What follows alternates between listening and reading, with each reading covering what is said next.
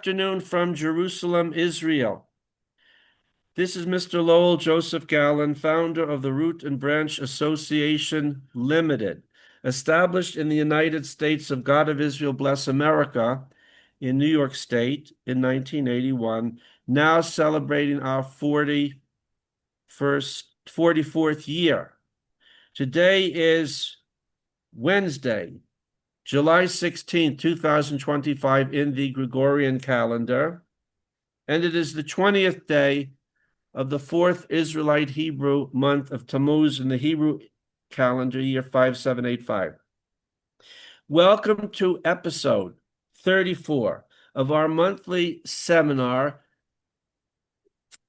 Ancient Roots, Mothering Roots, Nettles, and Sage, with three mighty women of the God of Israel in alphabetical order by last name. Let me make sure I get this right. Mrs. J. Rivkah Asoulin of the Lower Galilee here in Eretz Yisrael, Mrs. Chava Dagan of the Northern Negev in Eretz Yisrael, and Mrs. Gilla, Weiss of Florida in the United States of God of Israel, bless America.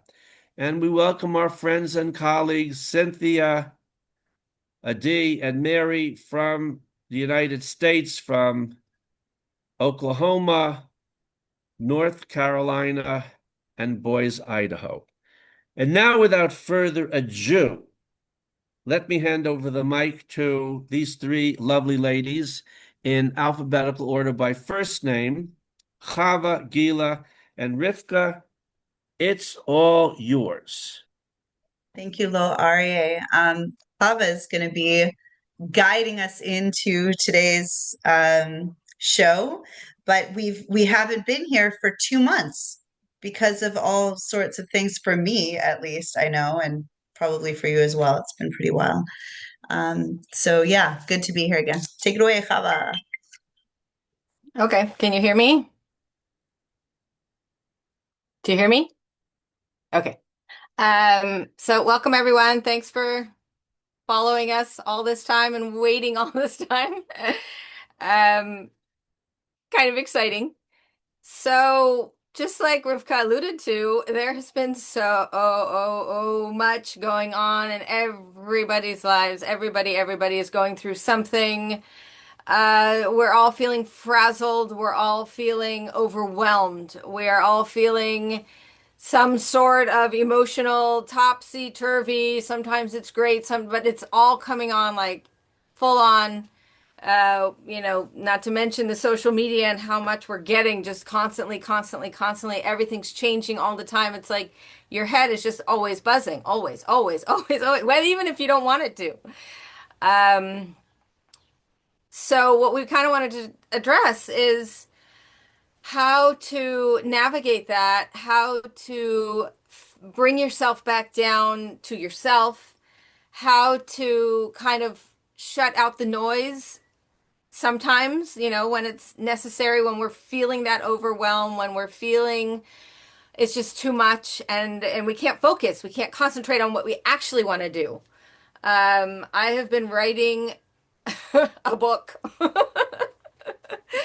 I think I remember there was an idea. It's taken me, oh God, for a long time. And not because I'm not, I don't have the topic and the will. I'm just so disorganized and my mind is everywhere, and I cannot get it focused on this one project that I want to do. It's just an example of all of this that's happening to everyone. So, and this is, by the way, very thought out so that we do feel this way, so that we don't get what we want done, so that we can't focus, so that we can't be our true selves, so that we can't be as strong as we want and as passionate as we want. This is done on purpose, from war to vaccine to, whatever diseases, it doesn't matter. Constant fear, constant aggression, constant depression, constant, so that we are not just relaxed and doing exactly what we need to be doing. So in order to, I don't want to say combat that, because yes, I am in a war zone and we're always combating everything. But in order to come at it with a good energy instead of this crazy 5G energy. We need to find the paths that can bring us back down and essentially feel alive again. Because if you think about all of these things that I'm talking about and that everyone knows that we're all going through, what is it that they're after, they, whoever that might be, is so that we are constantly in zombie mode and following like sheep and not standing up for our individual passions. So we kind of came up with bringing it back down and using the earth's elements, the power that Hashem gave to each and everything, air, fire, water, and earth. I mean, they're here and they're constant. Whether there's a million wars going on or not, that stays the same. And if we can tap into that energy, wow. Okay, even just for a few moments a day, it could change everything. And we want to feel alive again. We want to see the color. We want to smell the fragrance. We want to touch and actually engage in the world because we're so, next to our phones and next to our computer, we're detached, completely detached, whether we want to be or not. So that's what we're doing here tonight, is talking about these elements and how it is that we can use them to re-engage and to come alive again. Great. Okay, so feeling alive, mindfulness, gratitude, and the four main elements. So our first one is probably most related to the earth element, but it jumped up for me right away, which is connection with the animals. So yeah, and first of all, some level of forgiveness, because we are feeling, just like Chava said, zombies and distracted and overwhelmed. And we had the Iranian part of this war. It's like never ending what's going on, and the waking up all night. And some of us have children in the military, as I do, and Chava does, and Gilla I think does not anymore, but did, and may again.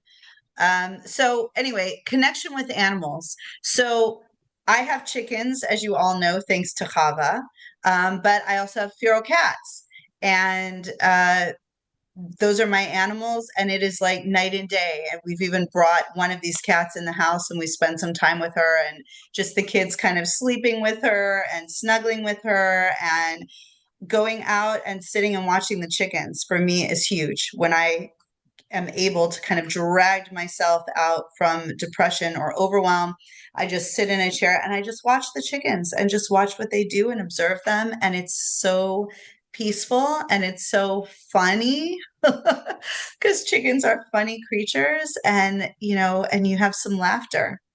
Speaking of, I didn't write this on this list, but a lot of comedy videos too. Norm Macdonald and Roseanne and stuff like that. But okay, back to animals. So Gila, maybe you can talk about your special dog walks. Mhm. So yeah, I first of all also, hey everyone, and thank you all for being our loyal followers and supporters. And we're just so delighted to be back, the three of us. We missed each other too, and we missed you. And I think this is so timely. I feel no matter who I speak to, no matter who or where on this beautiful planet they reside, we're all going through stuff. And it's just everyone's dealing with so much stress and so many issues and tugging at our heartstrings. So I feel this is so, so important.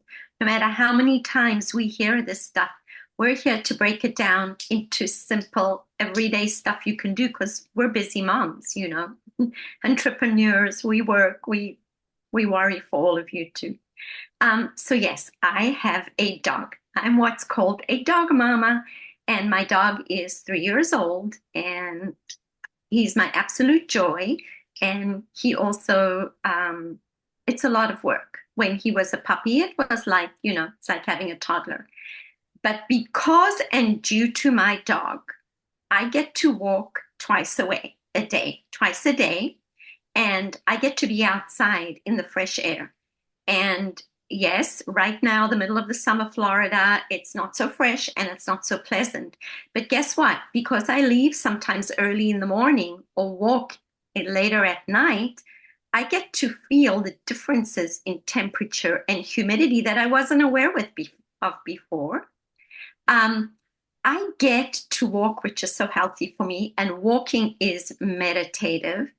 And I even get to do fitness beyond walking a mile or two or more a day, just leisurely or doing some fast walking. I get to train. I have started doing intermittent jogging a little, which is good for my dog. He needs to run. So I run with the dog. Everyone sees me, everything's flying, and I'm running. Love it, waving to everyone. It's so social. And then I get to be out of breath and I stop, but I don't stop. I do fast walking, and my dog's, running there next to me. And we do this together. And I'm grateful to my dog. And knowing that my dog is grateful to me for that run makes me feel good. So there we have endorphins going. And there's so many studies showing, the benefits of pets. I get to have the benefits of air, wind, breathing in. I get to have the benefits of the physical, the fire, the passion, the running. I get to have the benefits of grounding, my feet on the ground, the running, the feeling the grass, feeling the elements. And I get to have those endorphins that you get from being with an animal and caring for that animal, and seeing that animal being loyal to you brings out feelings of empathy and compassion and kindness and responsibility and accountability, which are all positive things to help us grow. And walking the dog or having a pet or interacting with animals is social. Social with the animals, because we need to sometimes listen with a sense that is not necessarily our ears, and see, because the dog can't say, my ear hurts me, or I'm nauseous today. So we really have to go up a level and try to access those senses, which is wind, air. And at the same time, it's also social, because we meet people who have pets and dogs, and we get to know each other a little more, some less. And so I feel like something like that is all encompassing, and I'm just so grateful for this opportunity. Chava, share more. You the farm lady, you the animal lady. So you were talking about grounding with your own feet, but technically animals are always grounded because they don't wear shoes and they are alive and they're covered with fur, which itself has its own vibe and its own frequencies. And then the animal itself is giving off its own, emotions and signs and symbols and communicating with us without language. That is all grounding. So when we hug this animal or put a purring cat on your lap, that purr, that purr is so healing. I mean, you can find studies on this, and also the bees, the humming, just sitting next to a hive, and that frequency that they give off with their buzzing. Incredible. This is all grounding, even without having your shoes on. This is all grounding. Hugging your little animal, whether it's a chicken or a dog or a horse or a sheep. I go out there and I hug my animals. And they literally, like, if I go out there and I am depressed, they will wrap their little heads around, knowing that there is something wrong, and they're giving whatever it is that they can to help in whatever way without me saying a word. I mean, that is true communication, and that is massive connection and grounding in a very different way. Whether we have our shoes on or not, even if you go walking, hiking, like in a forest or something, and you are wearing shoes, if you're holding a stick, like a walking stick, and that stick is going with you into the ground when you're walking, that's grounding. That is connecting you through the wood into the ground. There are just so many ways that we can do it, or barefoot or not. But look how many ways I just came up with in 4 seconds. So yeah, hugging these animals, connecting with them, just sitting with them, sitting next to them, purring that purring cat, or even just breathing, some animal that is breathing next to you. Oh my gosh. It just brings like this, and without a word shared, spoken, nothing. It is a release. And they know that. They know that they're here in some capacity as a healing tool. It's really cool. So that takes us into physical activity, which Gila touched on a lot with walking the dog. So we can do multiple things, okay? But the physical activity is fire. Okay, we're moving, we're getting the fires burning in our bodies. There can be overlap. We can do it with the animals, like walking a dog, or farm chores or farm work, like Chava does. We had a really big day where we changed all the hay in our really big coop for the chickens. And so we're cutting down weeds and we're stacking them up and we're clearing out, the old hay from, it's not technically hay, it's weeds basically, but from the coop. That's like very physically active. I do yoga every morning. I've been doing it for years, even if I can only grab 10 minutes, 15 minutes. No matter how I'm feeling, and even if it's just some light stretching. I have videos that I like. You can see them on YouTube. You can search, different yoga videos for whatever style you want. You can search specific areas like yoga for the back, yoga for the knees, yoga for, the wrists, yoga for when I'm on my period, yoga for the face yoga. Yeah, actually, Chava has one about face yoga from her returning to conference that she had, which you can get at her website, nettlesandpins.com, by the way. So yeah, Gila can talk about, oh, and we also swim. I want to add that. So swimming, big deal, wherever you can go, pass to the pool, a body of water, a lake, swimming hole, natural spring, ocean, whatever you've got nearby, just get in there. Even if you can't get away, when I had very little kids, to bring water into it, we would get, one of those little kiddie pools and they could splash around in it. Or we would get a big bucket with a bunch of cups and they could just pour water, and we'd sit out on the porch and they could pour water from cup to cup.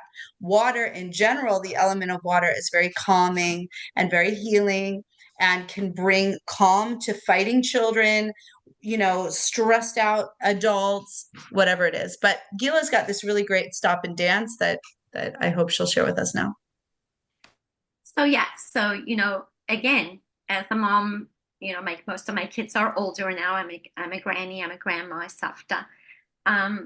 But when and I think this is perfect for busy moms and busy families, but anyone anyway. I have an acronym. We call it DAD. Drop and dance. No matter what you're doing, you're in the middle of something, you find really loud, make it loud, fast rhythm, something you love, you like, is going to get you up on your feet, your kids on their dancing toes, and you put that music on. You can do it for 5 minutes. You can do it for 3. You can do it for 10.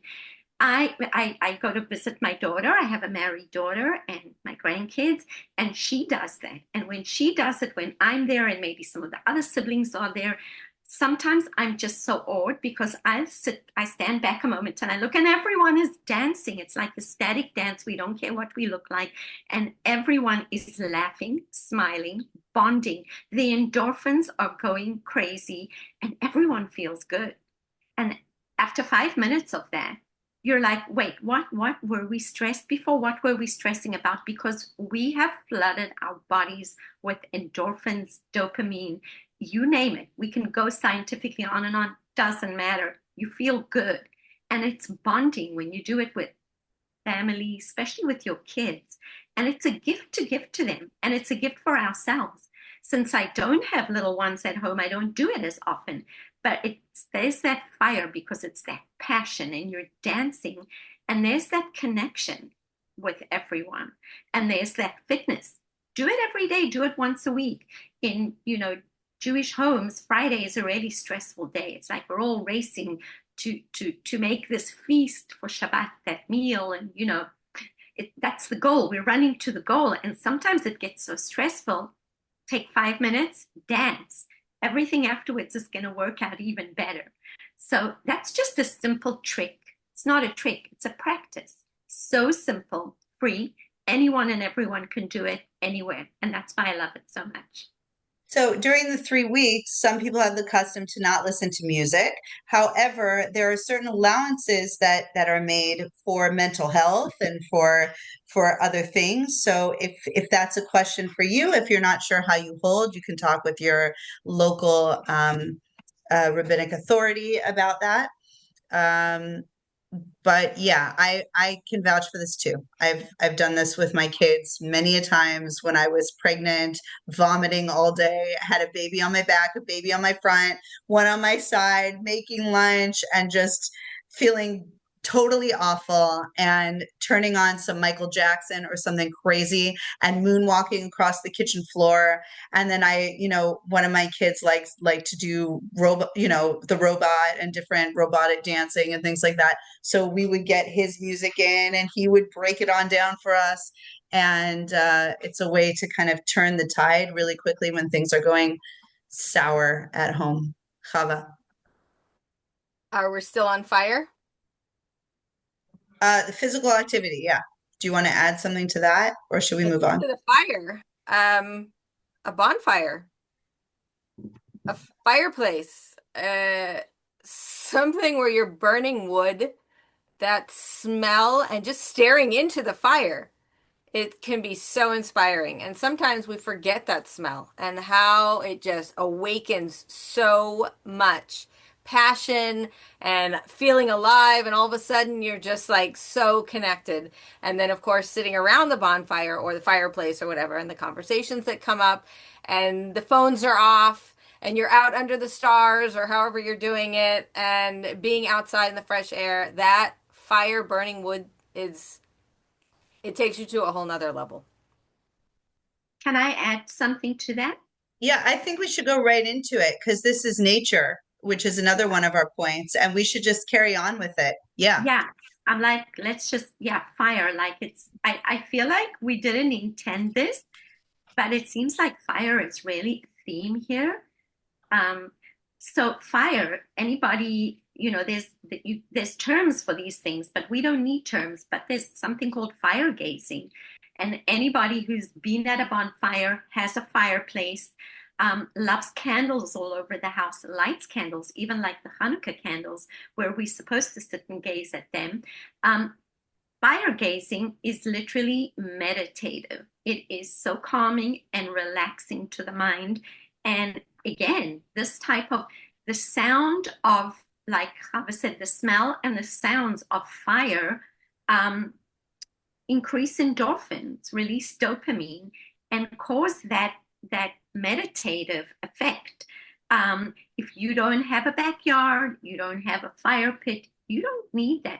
You can burn on your porch. And I don't want to go into the aromatherapy yet, but wood, for example, you can use a Palo Santo, is very common, and you can just burn a little. You'll get the aroma of the burning wood, and you'll be able to gaze at embers burning and the kids, if we're on fire, even not kids, you can include other things with that. You can include the practical, we have to do dinner or we want a snack.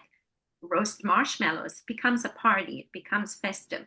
Roast potatoes, then you can just add a salad or something and it's dinner. And in the meantime, and it's bonding, So I know that I'm trying to stick to fire, but nature. So just being outdoors and burning something, not the house, but a little, Palo Santo stick or wood, any way you can. Yeah, my kids love doing those. They all get around in the kitchen together and stab a potato all over with a fork, wrap it in foil, even toss it in the oven if we don't have a fire. And that's a meal. And then they just cut up a bunch of veggies with some cheese or sour cream or whatever for toppings, add a salad. It's great.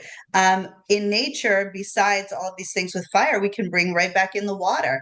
Going to a body of water. My husband was having some stress at work some years ago, and he was working at that time near the Kinneret, the Sea of Galilee.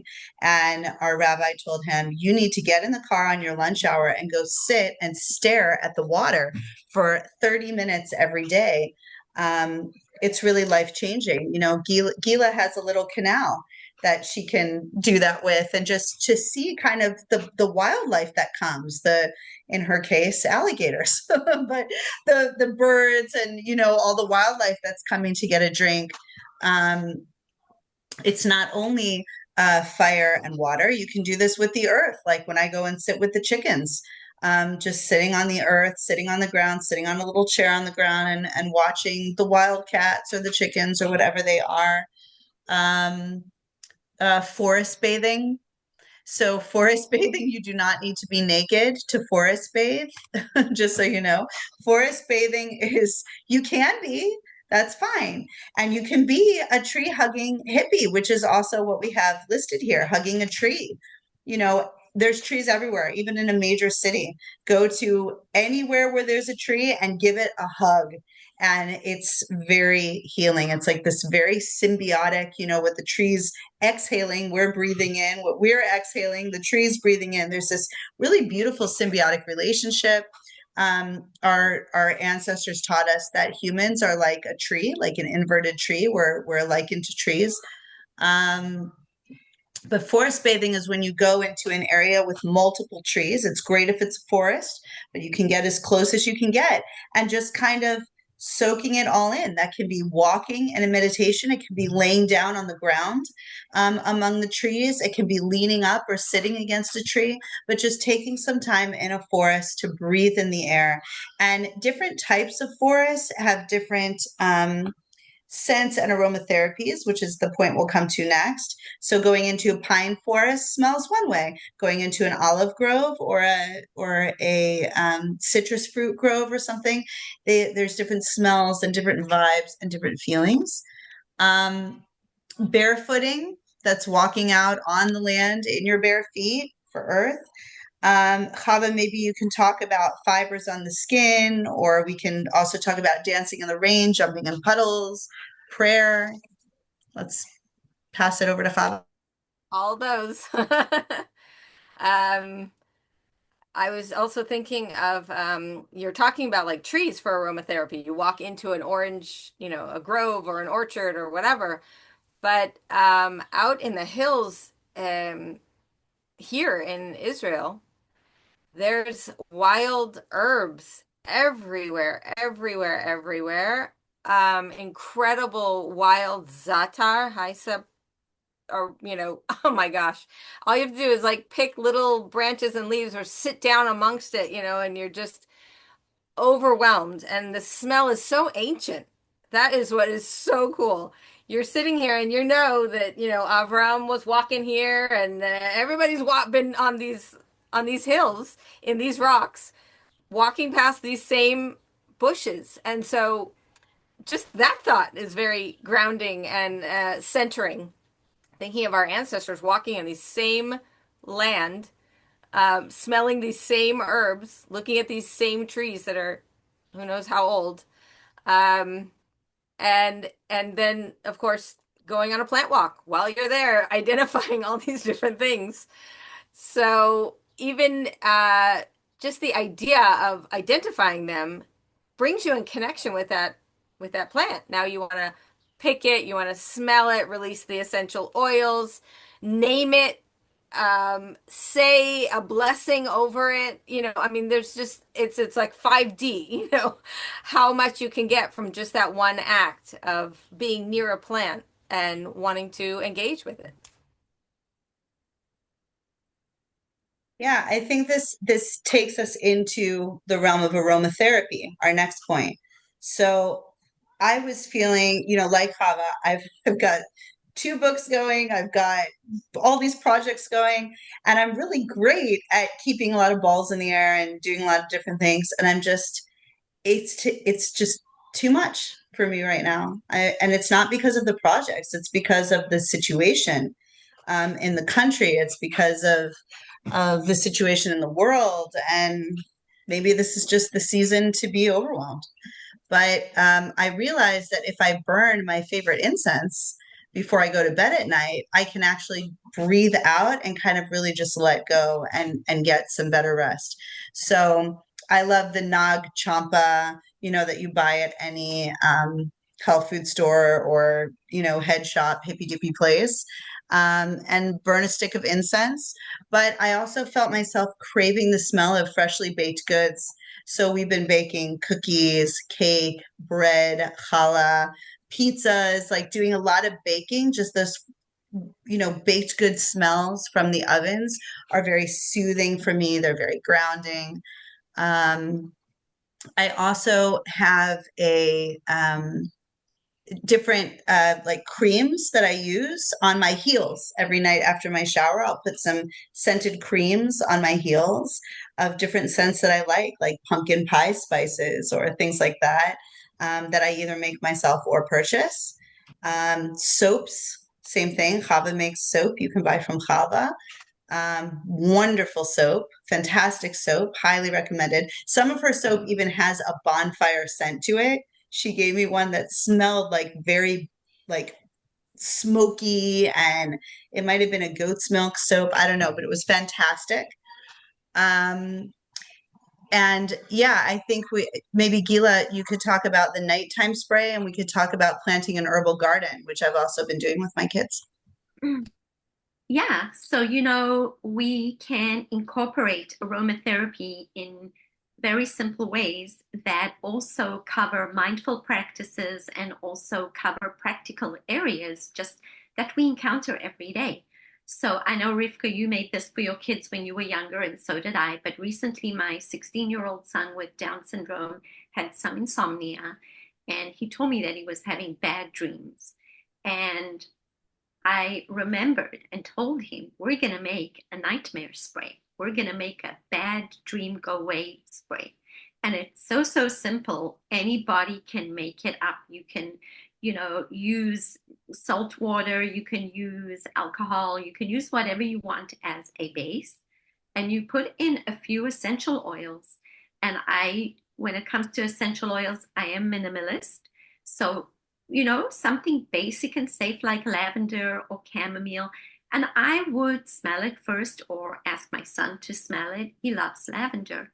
That's it. No more. A few drops in the bottle. Spray goes next to his bed. Spray before you go to sleep. And bye-bye bad dreams. So there's also that whole emotional, psychological component to that. And there's the empowering component where you have your own spray, you have a tool. And the spray is not just water or something that is made up. There's lavender in there, which is calming. So, we can employ aromatherapy in that way and many other ways. I know that we finished with fire, but I don't remember if we mentioned that when we do have a bonfire or kumsitz, we can always add dried or even not dried rosemary or sage or oregano, whatever herbs we have growing, or even in our kitchen. Maybe, you made something chicken with rosemary, or you made salad with dried oregano or hyssop or whatever. Throw those into the embers and you get a whole aromatherapy experience. And these are simple things that we can do in our everyday, and we don't need anything special, any special tools, or to go to a special class for this, which is so empowering, and that's our goal. With the essential oils, we were talking about this together, that a lot of times people will ask us, well, what oil do you use for this or that or whatever? But essential oils, which again should be used very sparingly and always diluted, always, never used neat. But to really, we can talk about lavender, and lavender in general is calming and it's all these things. But you know what? The best way to determine what oil is the best for you is to go to a health food store, and almost every health food store has testers.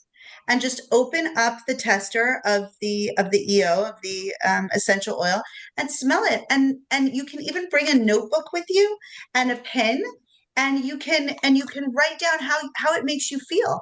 Some of these you'll smell and you'll feel, oh, my mind is clear. Some of these you'll smell and you'll feel a sense of calm and grounding. Make a note, make a list for yourself, and that's unique for you. And you can take your kids, you can take parents, grandparents, whatever. Bring everyone to the health food store. Let everyone pick out one oil that really resonates with them, and then you'll have a nice little selection of oils that you can share, at different times for different people and use for those situations. Um, Chava, would you like to talk about making an herbal garden? Yeah, so I think a lot of this, just like we talked about going into an orange orchard or lemon grove or whatever, and you get that amazing, amazing smell when the flowers are all blooming, or whatever the fruit. You can bring it closer to home. It doesn't have to be some big orchard somewhere.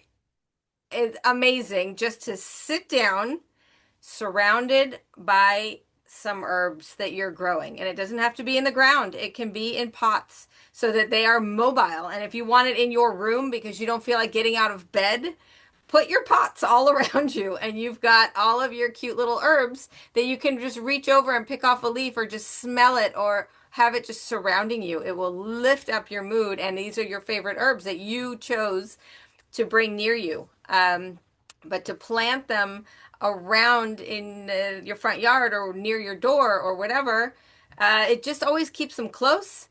And also for cooking, of course, but also if you just need to lift your mood for a second, you're in the middle, like you said, of cooking or 1,000 kids and, all this stuff going, you just need something to bring you out of it. And so you walk over and pick a branch off of your lavender or your basil or whatever it happens to be that you love. And you can dry them and then do whatever you want with that, make tea or have it powdered or incense, or there's so many things to do with dried, but even just the fresh, to have it always available, really close to you and wherever it is that makes you feel so good. Fun project with the kids or by yourself. You don't need to go to a nursery to get those herb starters. I pick up at the store, or my husband rather does the shopping. We pick up some basil from the store to make pesto for Shabbat. And when I take, the stalks, I'll leave one leaf on or two leaves on, or little leaves that aren't going to give me much in the way of pesto. And I put those stems with the little baby leaves into a cup and they root. And when they're rooted, we take them out and just put them in pots, and it doesn't cost anything. It doesn't expand our budget in any way. It's no extra hassle. I don't have to find a local nursery. I know it's edible. I know it's safe. And it smells great. And now we have like 20 basil plants growing and counting. And now I'm not needing to buy basil so much anymore because I can just take it from my garden. So that's really cool. And the kids love to do it and be involved in that and rooting different things to see what roots, what doesn't. I have some an adventurous son right now who's rooting, or he's basically trying to get different seeds to sprout. So he has the top of a pineapple that we cut off. These are all scraps from the store. He got some apple seeds to sprout. He's got, whatever, all kinds. We had a bean that fell into the sink, in the back of the sink, and it actually sprouted back there, and we found it and we planted it, and then we started planting other beans that came from that plant, and there's all these beans and they're all in pots and they're all wherever. So, cool things can happen, and experimenting with that is fun. Okay, the When next thing, when you're yeah, doing that and you're planting these things, your hands are in the dirt. yeah, So on top of everything else, you are getting that, microorganisms and releasing all these phytochemicals and grounding and Yeah. I would add, we also take the scraps and put them in water. On my windowsill, there's always an array of things growing. And I've learned over time, first of all, it's amazing for the kids, adults or young, to be a part of that. And lettuce is finished, to put it in a bowl on the window because they know that's what I do. I don't usually even replant my lettuce. Usually just in the water you get leaves, and I call them the baby leaves. You want a baby salad, those fancy baby leaves. You can just have a few lettuce things, and as soon as the little leaves come up, you use them in your salad. And that's awesome as well, because it's totally, regrowing. So there's that connection. You don't have to have a garden outside. You can still have that connection, and full circle. Food came, and now we have food from food. So I think that's also such a mindful type practice in addition to practical. Okay, getting creative. So I'll let you all cover yours. For me, I taught myself how to embroider during a moment of stress. I just, kind of picked up this muslin and some thread, and I sketched out the logo to Ancient Roots Israel, which is here.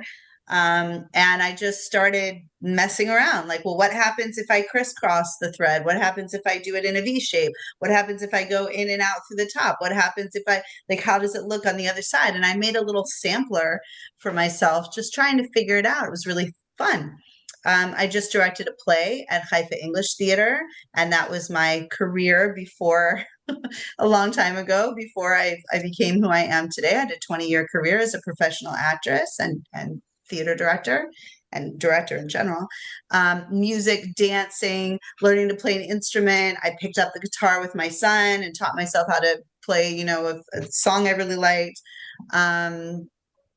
Making soap, learning things on the internet. We learned guitar from the internet. Just found these videos. It's free. You can do it at home. You can do it during wars, during sirens. You can do it when all the roads are blocked for 5+ hours because Drusim are demonstrating and the police won't take them off the roads because they want them to be demonstrating and they want the roads to be blocked. And you can't leave your house and you can't go anywhere. These are all things you can do from home. Of course, that's what they want us to do. So, like, we need to balance this with actually getting outside and being social, which is our next one. But yeah, getting creative, crocheting, things like that. Why don't you guys jump in here? Okay. I see you smiling. Okay. All right. Both me and Chava crochet. We share a love of crocheting. So I'm going to dive into that first. I love everything yarn, anything to do with yarns. I love natural yarns. So I really love working with wool, making things from wool, cotton. So I have had bamboo, silk combination, anything that is natural yarns. I absolutely love doing it. I do knit as well. But I really love crocheting. It's become my go-to because it's so creative, like Rivkah said. You can do anything. You can mix stitches. It's just beyond fun. And one of my daughters crochets as well. So we have in common, although she makes dolls and animals. But it's the kind of thing that is not only fun and creative, but it's practical because you get to make things and you can make gifts. And so my grandchildren are the recipients of, their own hand crocheted blanket with their name on that hopefully, they will show their kids one day. So there's a lot involved in that type of creativity. But I think that kind of hand, mind, eye creativity is it's not just calming, it's inspiring and uplifting and empowering. And it's such fun. And it's also social. We're not there, but it's also social because, like, I have that connection with Chava and my daughter and other people where she can just mention yarn or send me a photo and it changes my whole day. I'm like, oh my gosh, Chava, you crocheted a skirt. And I'll look at it with the colors and I'll show my daughter and I'll share and we'll talk about it. It becomes this wonderful thing, whatever your creation is. I have to quickly touch on, I know Chava's going to go into it as well, herbs. We're herbalists. The three of us are mamas and we're herbalists. I make herbal products. I sell herbal products. It is creative fun first and foremost. And it's the kind of thing that you don't always need to be making a salve and have a hand immersion blender and make it into a lotion and a cream and add and set. And you can just take dried herbs and make exactly. I have mine in a little cheesecloth bag today. You can have your kids smell the herbs, touch the herbs, and choose which one they like. And you can make an herbal tea and you can drink it. They can put it in a bag and make pretty labels. You can create anything. I made a bunch of salves the other day, and as I was making them, I was speaking to a friend and she was telling me about something, and I was like, I wonder if I melt this, if the properties will still be good, if it will come out, and in it goes, and there I melt it, and there I make it and write it down, and then we do something else. And after 1 or 2 hours, I have salves and a balm and oils, and it's like, oh my gosh, this was so creative and so fun. And it's also practical because guess what? You can help your own chapped skin and give to your family and friends as gifts. So it's so creative, and you can have everyone join in as well. So it becomes social. Chava. So you started out talking about working with natural fibers, and I love that, because besides the fact that it is super creative and super mobile, you can pick that thing in your bag and do it on the bus, at the bus stop, in your car while you're waiting for somebody. I try not to do it while I'm driving. I'm working on it. I'm kidding. They always tease me though, because I never put it down. You can go anywhere with it. But this natural fabric, yarn, whatever, it itself is grounding. It itself has its own frequencies. It has a natural vibe. So if you think about 5G and all the radiation, the phones and Wi-Fi everywhere and Bluetooth and oh my gosh, all of this stuff that's coming at us is an unhealthy energy. But the earth and everything on it gives its own opposite positive energy, like we talked about grounding. So when you are working with these fibers, your hands are getting the lanolin all over them, and you are actually engaging in the frequency that is given off from these fibers. I also crochet, but right behind me here, I spin as well. And so that fiber is twisting in between your fingers, and you're feeling it running from a raw material into an actual workable thread. Very satisfying, by the way.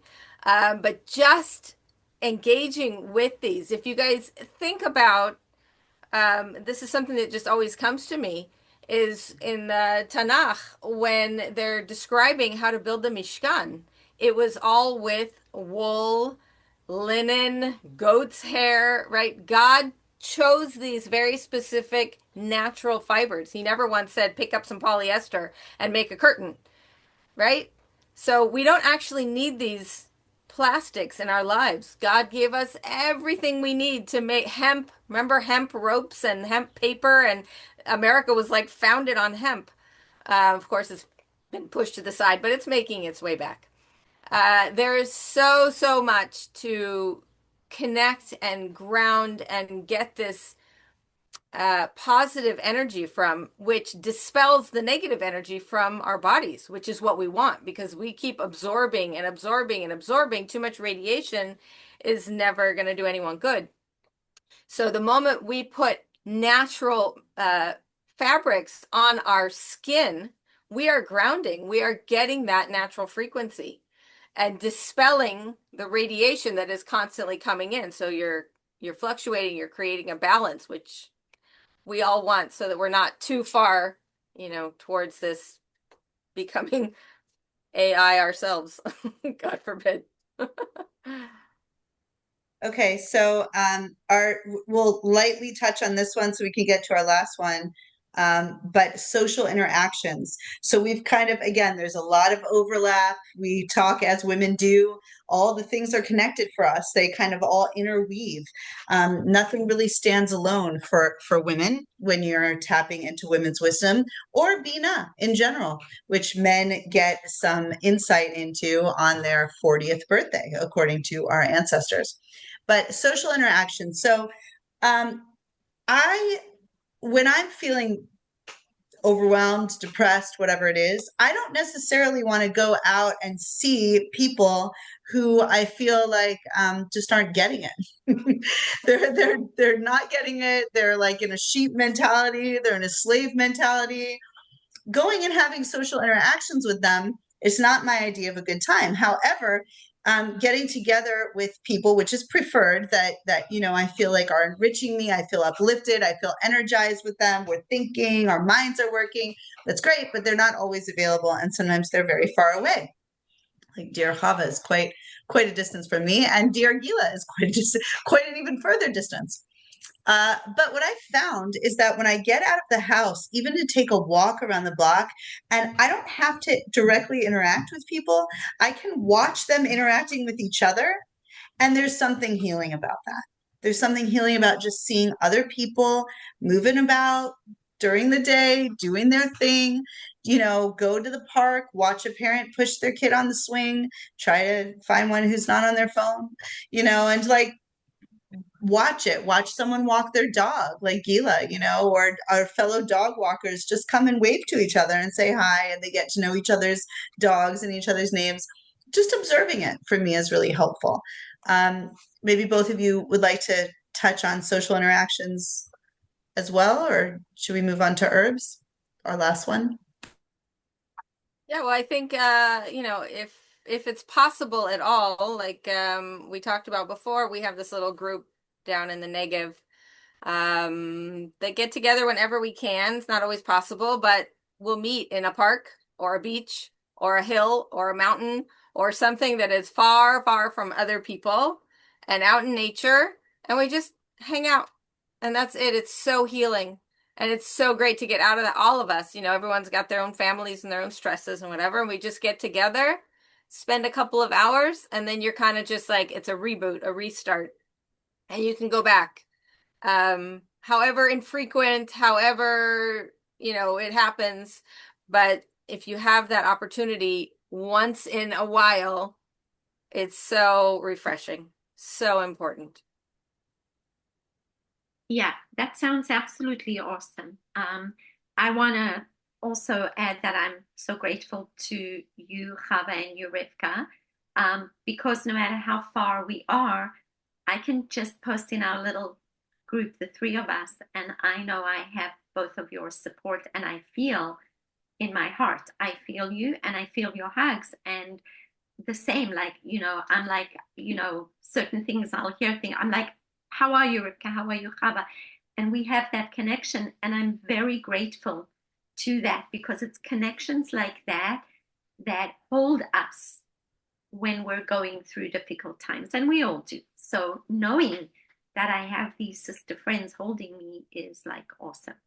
I also am so grateful for, in general, interaction.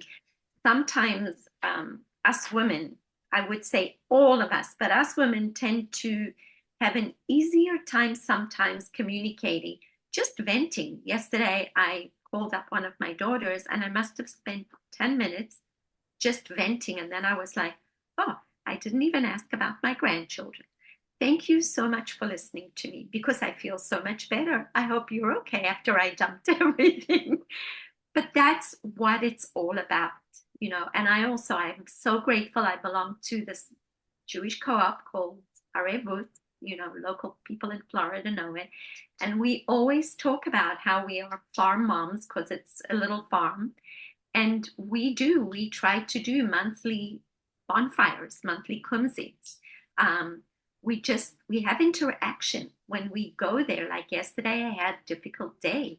And when I went there were 2 or 3 moms there. And by the time I left, doesn't matter what the interaction is, just spending time with friends or like-minded people our type of people, or just our people we feel like family or closeness to, is really, really important.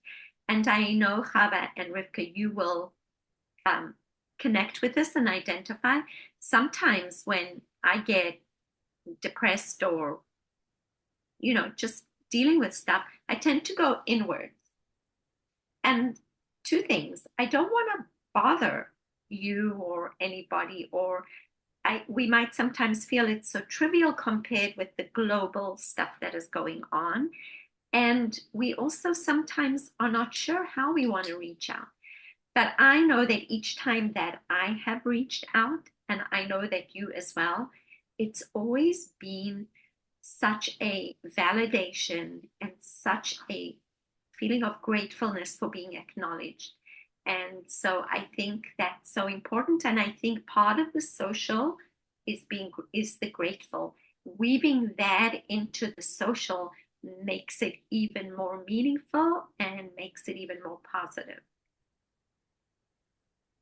And for men, going to the Bet Knesset and having the minyan, that's already a group thing. Going fishing, I don't know, whatever they do, but finding their own way of just taking time out and having somebody that they can feel comfortable with. It's not easy, I imagine, but making the effort, probably worth it. Yeah, my boys go with all their friends. They pack up their gear, they go shooting. And they have a great time. They come back lighter. Yeah, so different things for different, thanks for sharing that. Yeah, about men. Yeah. Yeah, the shooting range is a good suggestion too. That's a really good suggestion. Yeah. So if you can find an outdoor place, we do live in Florida. Mm-hmm. If you or a friend or family owns property in a rural area, you can do outdoor shooting. Mm-hmm. And then we're going to get, frequency, nature, grounding, air, wind. And it's always very empowering to know how to use your weapon as well and to refresh with that. Yeah. Okay, so the final point, so this was seven pathways using the 4 elements, is herbs. So we are all herbalists, as you already know. There's lots of herbs and they're great for all these things. But when Gilla said, what herb are you using, Rivkah? And I'm going, well, I'm taking my medicinal mushrooms right now because when I'm overwhelmed, my resistance is down. And I'm always feeling like there's a little scratch in the throat or there's a little something in my sinuses or there's like, I feel like I'm fighting off everything and it's not, there's always something kind of lingering that could break into something. And so, our mutual friend Bettina got me hooked onto these medicinal mushrooms. Now, medicinal mushrooms are not psychedelic mushrooms. So every time I talk with people about medicinal mushrooms and they go, whoa, you're on mushrooms, not those kind. They are not psychedelic mushrooms. There's no master herbs, tripping, any of that. Medicinal mushrooms are like your chagas and your turkey tails, and there's a whole long list. We could go on for a very long time.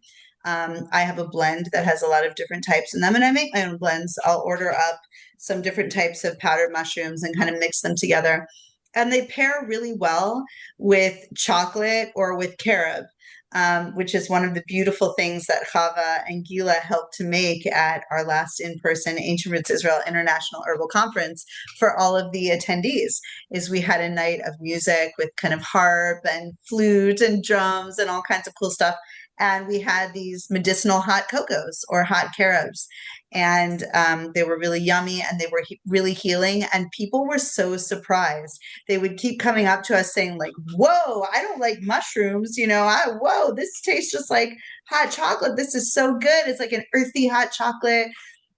People who have aversions to like the texture of mushrooms or things like that. These are powdered mushrooms. You don't feel that at all. So yeah, the mushrooms are really, really great. And I just feel like it helps me kind of have an extra boost to when I'm run down and my immunity's down and my heart's down and my energy levels are down. So Gila, maybe you want to share about ashwagandha. Yes, because right now, when I asked Rivkah and Chava, what herb are you taking right now or using, or which herb is your ally right now? I'm like, I've been my herbal friend right now is ashwagandha. And I love ashwagandha, and it's a go-to for me. It's not for everyone, just like any herb. Ashwagandha is very bitter, very bitter. And since it's so bitter, it's also good for digestion the minute you taste that bitter in your mouth. Ashwagandha is usually suggested to take it as a powder, interestingly enough. And so sometimes I do that. It's great in cocoa. You can mix it with a little honey or maple syrup and add that to warm water and make a cocoa type drink with it. Anything you want. I know somebody who mixes it in nut butter. So, and then honey on top. Make a sandwich, have an ashwagandha sandwich. Preferably, I like mine in tincture. And you can do drop dose, meaning a drop or 2 or 3 under the tongue as is and go on your day. Or you can put a dropper full or half a dropper full in a cup of warm water and have ashwagandha tea, or just mix with a little water. But that has been my go-to. Ashwagandha is considered an adaptogen, which means if you're lacking, it helps to give. If you have excess, it helps to minimize. And as an adaptogen, ashwagandha is one of my favorites for helping to protect my body systems from the stress that I am experiencing. So it's not necessarily going to take the stress away, although it is somewhat sedative. Knowing that it has that protection is one of the awesome things. What I also love about ashwagandha is it has a positive effect on thyroid, and it contains a nice amount of iron. So there's just so many reasons that I can quote you. The biggest reason is I feel good with ashwagandha. And I know some people who don't. So it's the kind of thing that you want to experiment with and find what is working for you at that time. And right now, my go-to is ashwagandha. Chava? So mine currently is oat straw. I can't tell you how I started it. It was just kind of like I was drawn to it. It turns out, after looking into it, that it is a nerve tonic. And so that means it uh, soothes and restores jumbled nerves, which we're going through so much living here, or anywhere in the world at this point, where you feel like you just don't have a chance to get out of it for a few minutes. Because it's just one boom after another stress after another. And when you've just had so much, not a lot will work at that point. You might feel a little, but oat straw really does. Like you feel a little less of the craziness outside. Your body is able, it's not an adaptogen, but at the same time, it's helping you adapt to this crazy situation so that your nerves are not raw and rubbed anymore. They are soothed and they are being restored. Um, they combine well. I mean, first of all, oats. What is oats? Oats is just oatmeal, right? But this is the actual straw, the grass that it grows on, and then at the very end, it will flower and have its little seeds, its grain at the end, and that would be the oatmeal. So the actual grass that it grows on is actually very nutritious, and it helps in restoring all of this nerve damage. So in the spring, when it comes out, I will just walk around all over the farm. It just grows wild everywhere, and I'll cut it and then bring it home and dry it. And if it's dried correctly and stored correctly, it literally will stay green for another year or two as I'm going through it. And sometimes I'll put it in a storage jar or something, and it will get pushed to the back of my herb closet. And that's what I mean. Like, I didn't mean to go looking for it this time, but I had been looking and I found this jar and I was like, oh, I don't know why, but I think I want to try that. And so I've been brewing this tea day after day after day. I put it in my kids' smoothies too. Um, and it's when you want a calcium and magnesium combination, um, this is a good one. So if you think even just about the grass growing, it's like a bone, like a long bone. So it is restorative to hair, teeth, nails, and skin. Um, and the nerves, always the nerves also, but super nutritious to all of these things. Tonifies, it gives energy.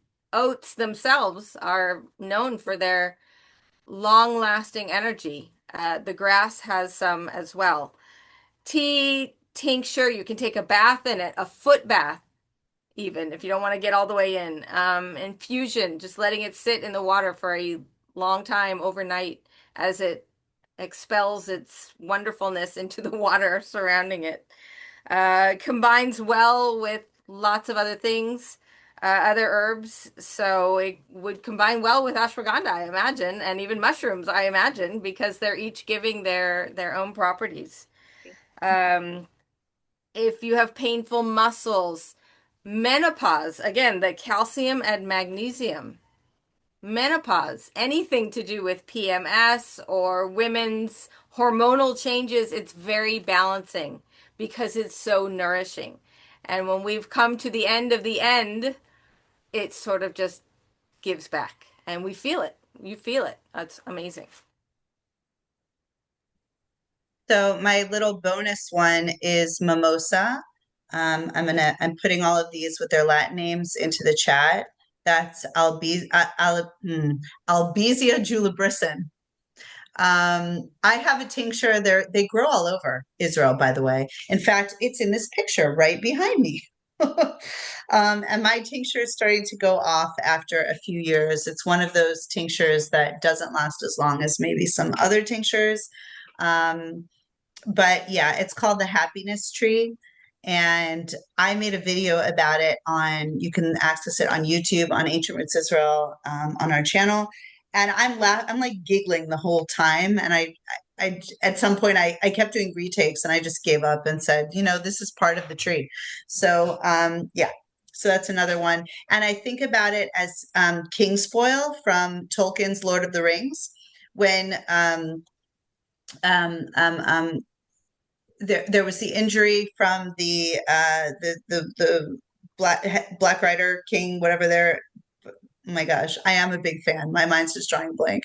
But yeah, so in the healing process, like the injuries were small and they were healing okay, but it was something spiritual that needed healing. And there was this plant called Kingsfoil that Aragorn knew how to look for and how to identify, and it was growing as a wild weed and he found it. And there's some um grandma herbal lore around that story, if you know what I'm talking about. But this to me does the same thing. You take a drop of this, a couple drops of this, and it's like your mind clears, like everything clears, and suddenly that gray whatever was weighing you down kind of just dissipates. It's not a super long lasting thing, but it gives me my headspace back for from a drop or two, maybe for like 20-30 minutes or more, maybe 45 minutes, maybe an hour, where I can kind of like reframe things if I'm getting too deep into a hole. And just being able to reframe can help me get out of the hole, and I don't need it again. So anyway, just to go over it, to recap,